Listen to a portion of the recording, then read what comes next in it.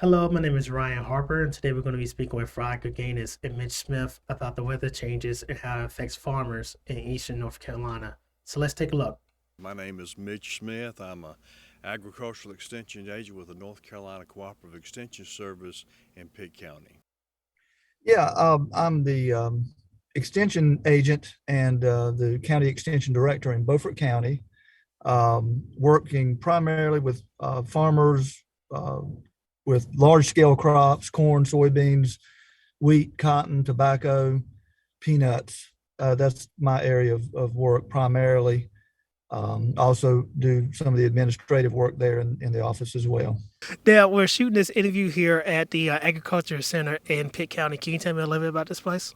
This place was, we moved here in the early 1990s from the Pitt County office building, and we've enjoyed being in this facility. It's the Pitt County Agricultural Center that hosts not only the Extension Service but also USDA Rural Development, Pitt Soil and Water NRCS, and also USDA Farm Service Agency.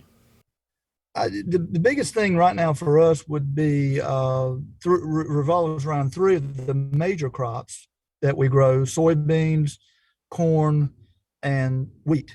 That we currently have growing. Our wheat crop is in an advanced stage; it's maturing, close to maturity, or approaching maturity, and so it's at a very vulnerable stage when we have these cold weather events like we had 2 nights ago. I think we dodged a bullet. I think we were cold, but we didn't stay cold for long enough to really do any damage there. The same thing with the corn and soybeans, which those crops have just been planted. They're in the early stages of growth, just coming out of the ground, and they can be, susceptible to cold weather injury. But again, I think we dodged a bullet the other night from that event. So those are the big crops that we're dealing with right now. Certainly, we have some smaller plantings of vegetables, strawberries, and some other crops that are, have the potential to be impacted. But in those situations, those growers have some means of protecting the crop on a smaller scale to alleviate some of the damage that can happen. So right now, I think we're okay, but we certainly don't need any more really cool weather. At this point, we need to be warm and giving these crops a chance to grow. Yeah.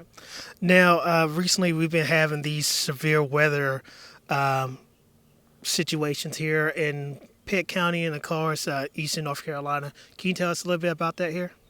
Well, over the past 3 weeks, growers across the coastal plain area of North Carolina have had to adjust to the cool, damp conditions. Usually, just coolness has been the major factor. That's because of this is the time of year when the first crops planted are corn and soybeans, particularly in the lower coastal plain. And when that happens, growers have to choose the times they will plant those crops in order to achieve the best stands possible. Yeah, again, if it is the trend looks like we're going to cool off again next week, the key will be how cold. We want to avoid freezing temperatures at this point. There's too many gardens have been planted, so many crops are being planted currently that we need to alleviate any stress or any cold injury to those crops. Once we get past this little bit of cooler weather, hopefully we'll stay warm enough for everything to grow off like it should.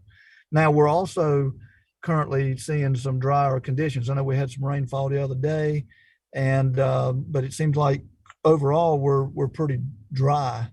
Our water table is not very high at all.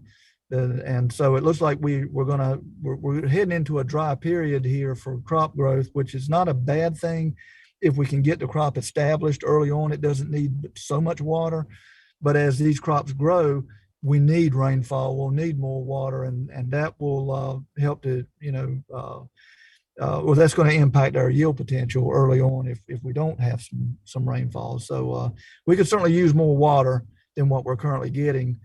We don't want to stop the process of planting or get so much water that we can't do anything, but we need rainfall all along to keep these plants going.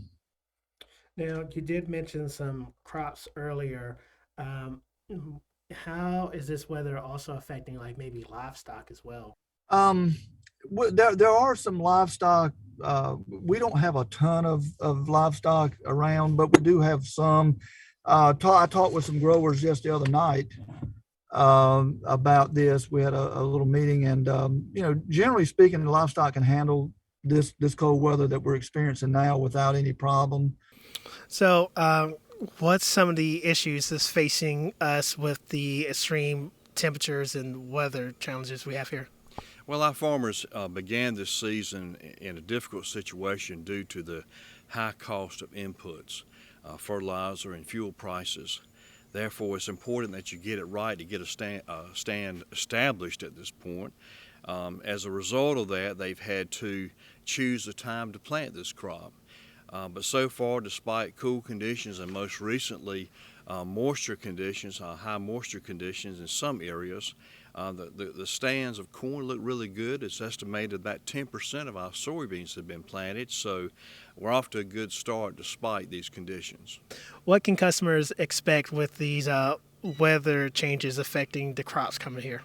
Well, we've heard a lot about, due to the factors in the world right now in terms of the war in Ukraine, about commodity prices, in terms of even when you go to the grocery store, how that might affect you. And that's not real clear right now. It looks like those prices will be higher. However, I think it's important to realize that as we move throughout the planting season, which really is going on starting now, right on through the end of May, that we will see a lot of traffic on the roads in terms of farm equipment. That can be very dangerous if you don't stop and prepare for that and take it and really take your time. So we encourage people who might not make their living directly from the farm to remember that that is a risk that we all face, and to maybe leave a little earlier to try to get where you're trying to get. Well, certainly anytime we see reductions in yield of crops, that can lead to higher prices at the grocery store shelves. I mean, most of the crops we grow in our area are feedstock, and so our corn and our soybeans, our wheat, for the most part, is going to feed animals. Um, some of it might make it into food grade stuff, but generally speaking, we're mostly feedstock. And so there are a lot of other factors that can impact price as well. So and I would also say that the crops that we grow, while we grow a lot of them in Beaufort County and surrounding counties, we don't raise very much at all in the grand scheme of things. So a weather disaster for us doesn't really impact the food grocery store prices nearly as much as what happens in the Midwest. Now, if the Midwest has a drought or a freeze that ruins a lot of acres, now that's when there's so much more grown there than there is here, that more acres are impacted, and that kind of damage can send signals through the market and cause prices to go up. So, if this continues on and it becomes a problem in the Midwest, you'll see a lot more news coverage about high prices or how prices are impacted by the weather than us locally if we have some weather problems. We're just not a big player in the overall market. We don't produce the bushels that it takes to really impact the market in that way. Now, if we had some freeze that ruined our strawberry crop, that would have a local impact where we just wouldn't have any strawberries, or if there were very few, prices could go up